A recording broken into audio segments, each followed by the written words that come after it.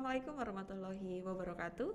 Apa kabar semuanya ya? Semoga selalu diberikan kesehatan ya. Kembali lagi kita di mata kuliah Practical Base for Financial Accounting. Pada kesempatan kali ini kita akan membahas lebih lanjut case-case terkait dengan akuntansi pajak penghasilan. Salah satunya adalah perbedaan temporer ya.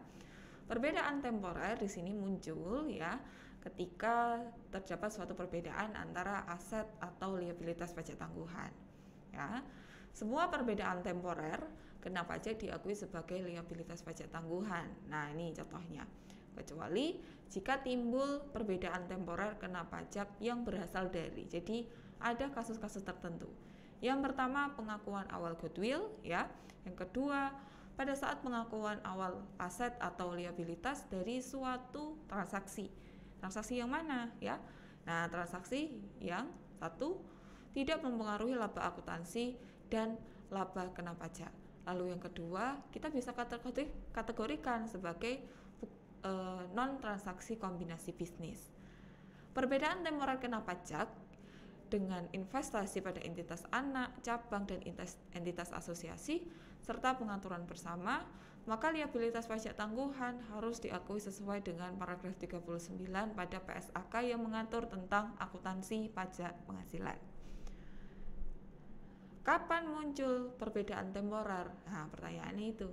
Yang pertama, pada saat pengakuan awal dari aset atau liabilitas pajak tangguhan. Bagaimanakah kriterianya? Nah, tadi dikatakan sebagai aset apabila ya laba atau aset menurut pajak lebih besar daripada akuntansi.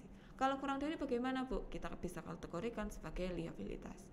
Lalu yang kedua, metode yang digunakan untuk menghitung perbedaan temporer bergantung dari sifat transaksi perusahaan. Sifat transaksi ini ya tergantung juga dengan kebijakan yang diterapkan oleh perusahaan. Jadi, teman-teman, besok ketika bekerja sebagai staf akuntansi atau staf pajak harus memperhatikan ya standar operational procedure terkait dengan penyusunan laporan keuangan. Lalu selanjutnya kita sudah belajar terkait kapan ya perbedaan temporer itu muncul, lalu definisinya itu seperti apa. Kita akan masuk ke kasus ya.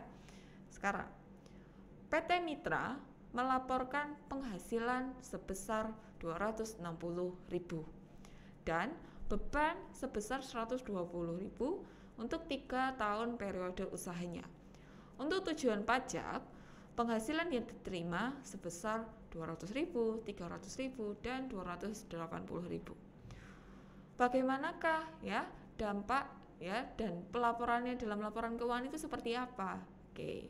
Nah, kasus ini nanti kita akan bahas ya di kelas, teman-teman semua.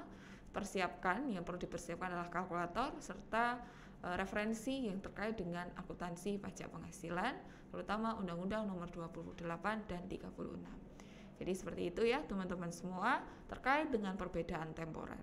Apabila ada pertanyaan lebih lanjut atau pembahasan lainnya kita akan bahas di kelas, teman-teman semua silahkan carilah kasus sebanyak mungkin terkait dengan perbedaan temporer.